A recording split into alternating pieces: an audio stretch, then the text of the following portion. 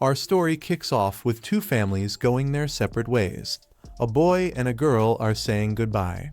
She's crying, thanking him for always protecting her, and promises that one day she'll come back as a powerful sorceress. He nods and shakes her hand like a tiny adult. Fast forward a few years, Morihito's all grown up now, and some punk kids are giving him attitude. One of them, Momota, is still mad about that time Morihito stopped their bullying spree by beating them at their own game. Morihito barely remembers them, which only makes them angrier. They try to fight him, but he dodges their hits effortlessly. He's clearly stronger, but he refuses to fight back. Eventually, Momota lands one lucky hit. Later, at home, Morihito's dad asks why he let them hit him. Turns out, Morihito once seriously hurt Momota as a kid and feels guilty. Dad isn't buying it. He reminds his son they've trained him to control his strength. Morihito insists he let the kid punch him to end things safely. Then, plot twist, his dad brings up the little witch girl from Morihito's childhood. She's coming back. Not only that, but she's finished magic school, and Morihito has been chosen as her guardian. Cue food spilling shock. Apparently, their family is part of a rare bloodline called the Wraith's descendants of magical animal guardians who married humans. So yeah, watching over witches is the family gig. Morihito protests loudly, suggests Dad take over the job. Dad casually mentions he's off on a business trip tomorrow. Classic. Also, the girl Nico is moving in. Just the two of them. More food is spilled. Cut to Nico, happily arriving in town, thinking about Morihito. Meanwhile, he's in his room reminiscing, especially how she used to call him Moi because she couldn't pronounce his name. Just then, crash. Nico flies through his window like a magical cannonball. Morihito thinks she's a burglar. She says she tripped. Totally normal. She introduces herself as Moi's childhood friend and says she kept her promise. Morihito is stunned by her transformation. They share a sweet moment, until Nico suddenly insists they clean the room. While cleaning, he scolds her for smashing the window on day one. She's super embarrassed. He tells her to relax and hands her cookies. She stares at him, realizing he grew up to be a total heartthrob, but he's still as blunt as ever. Then she zones out imagining things, and he snaps her out of it. She apologizes for dropping in out of nowhere, blaming her mom for all the arrangements. Morihito says it's fine, they've got a magical pact, after all. She offers to fix the broken window with magic. He's skeptical. She says she just needs a medium, something precious to him. He hands over his favorite cup. Perfect, she says. The spell works. The window's good as new, but his beloved cup, shattered. Morihito is furious. Nico sheepishly admits the medium has to be something emotionally important to him, which his cup obviously was. Oops. He tells her she should have said that before destroying it. She apologizes again, realizing she still relies on him like when they were kids. Still, he's impressed by the magic. And despite the disaster, he admits she really has changed. Nico beams when he says he didn't recognize her at first. She gets excited and wants to show him more spells. He's like, hard pass. But she's not taking no for an answer. She casts a new spell that turns her into a paper-thin version of herself. No, really. Paper Nico. Morihito is horrified. She starts floating around, wobbly and completely out of control, until she accidentally zips out the window. Morihito tries to catch her, but misses every time. Eventually, she wedges herself into a narrow corridor. He can't reach her. She tells him the spell's about to wear off, and if she doesn't get out soon, she might become Flat Stanley's cousin for good. Out of nowhere, Momota showed up and caught Moi loitering outside his house. Suspicious, he asked if Moi was back for revenge. But Moi, dead serious, replied, "Nope, I need a vacuum. It's an emergency." Momota wasn't buying it and got all cold and defensive, asking if Moi wanted to fight. Moi had a flashback to when they were kids when Momota broke his arm and beat him up in front of Nikiko, who just stood there watching like a statue. Later, Moi's dad told him he did the right thing by not fighting back. Moi asked why they even had ghoul powers if they couldn't use them, and his dad explained that true strength isn't about fighting, it's about growing a strong heart. Back in the present, Moi was fuming. He powered up, and for a second, Momota thought he was a goner. But instead of attacking, Moi blasted a hole in the wall and pulled Nikiko out safely. She snapped back to her normal self right on time. Momota was speechless when he saw her. She smiled and said, "Hello, Grassfish."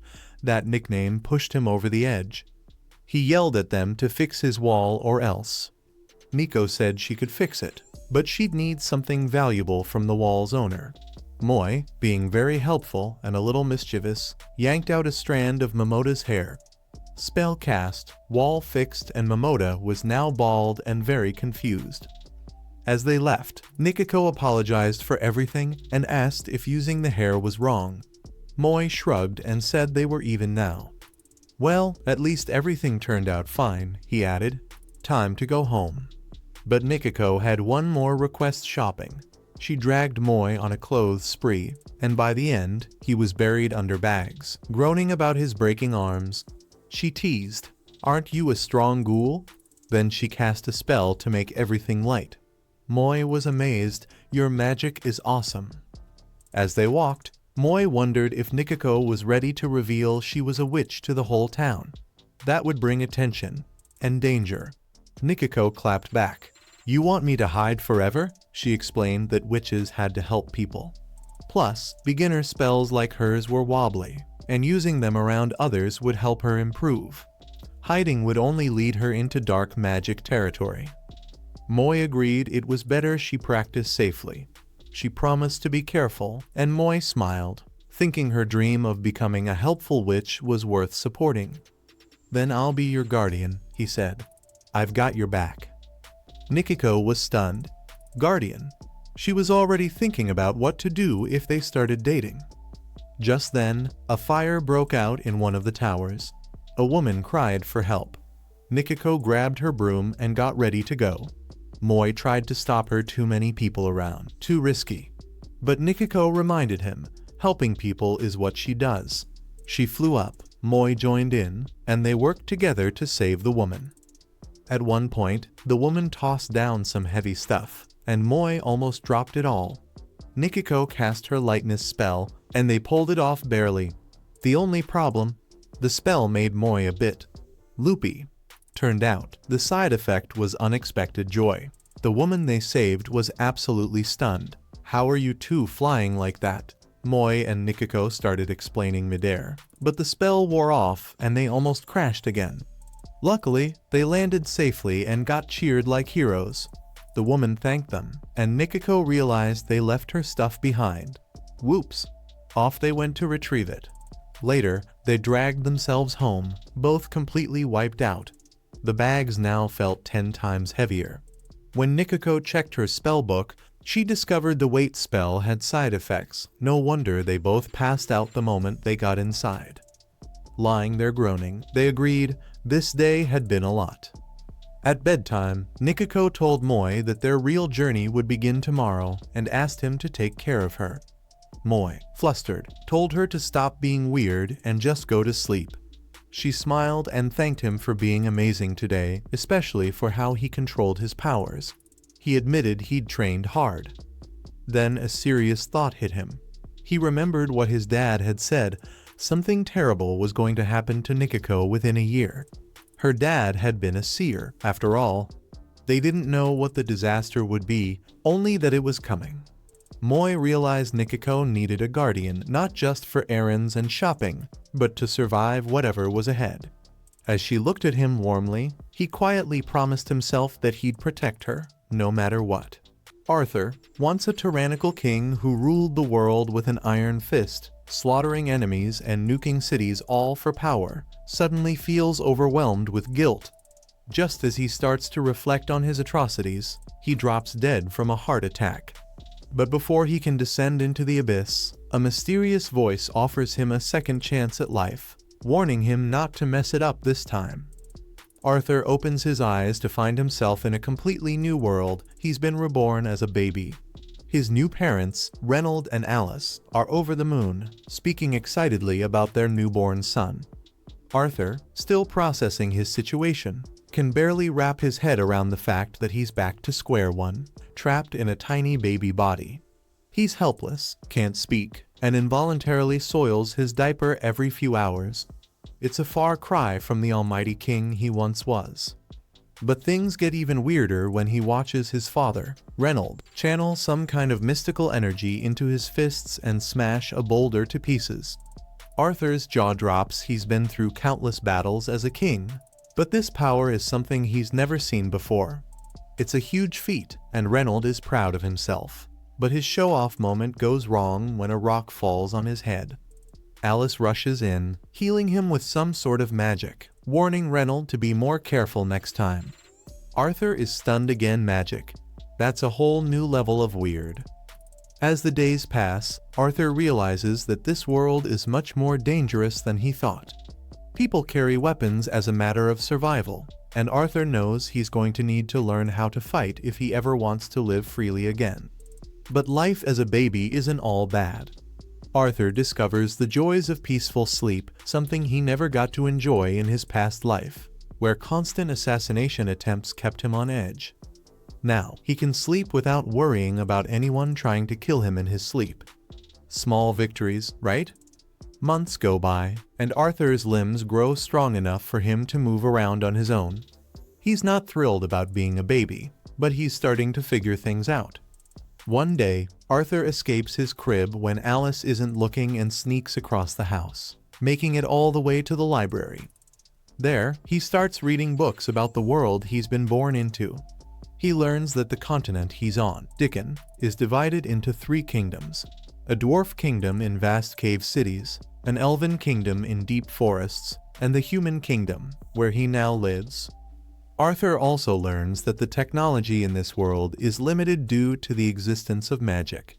People manipulate mana within their bodies to enhance their strength, agility, and defense called augmentation, or they can project it out to control phenomena called conjuring. It's all very familiar to Arthur because, in his previous life, his power was similar to the concept of mana. He figures if he can focus hard enough, he might be able to develop this power for himself. Just as Arthur starts focusing his energy, trying to unlock his potential, Alice catches him. She's worried sick because he's not in his crib, but is relieved he didn't hurt himself.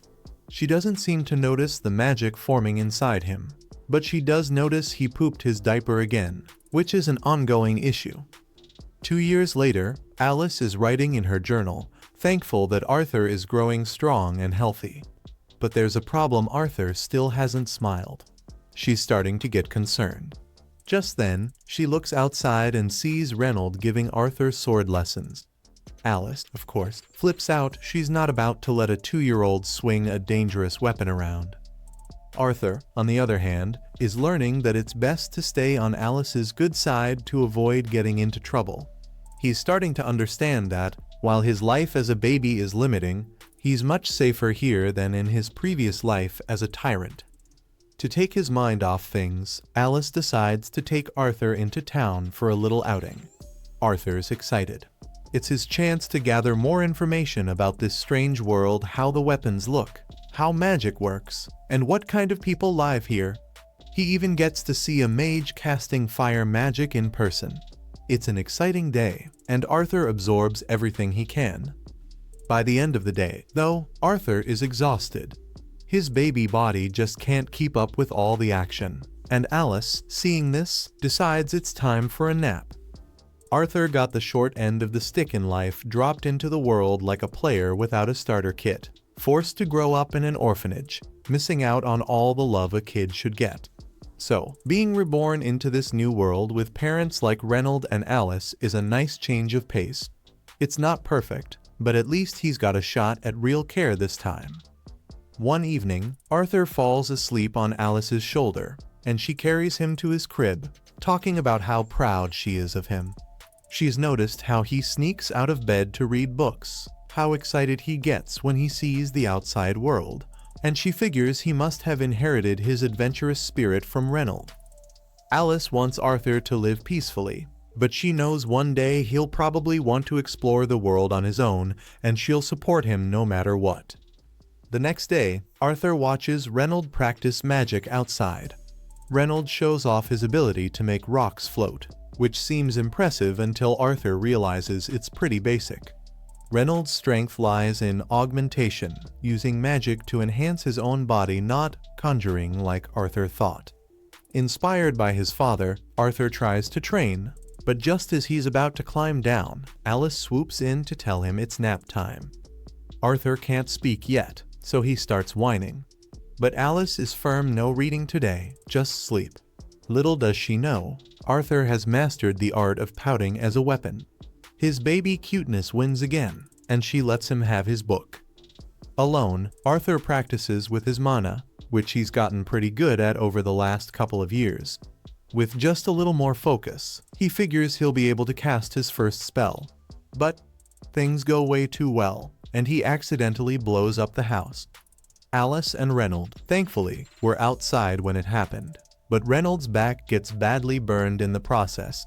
They rush inside to check on Arthur, who, to their surprise, is completely unharmed. Not only that, but Arthur is the source of the explosion.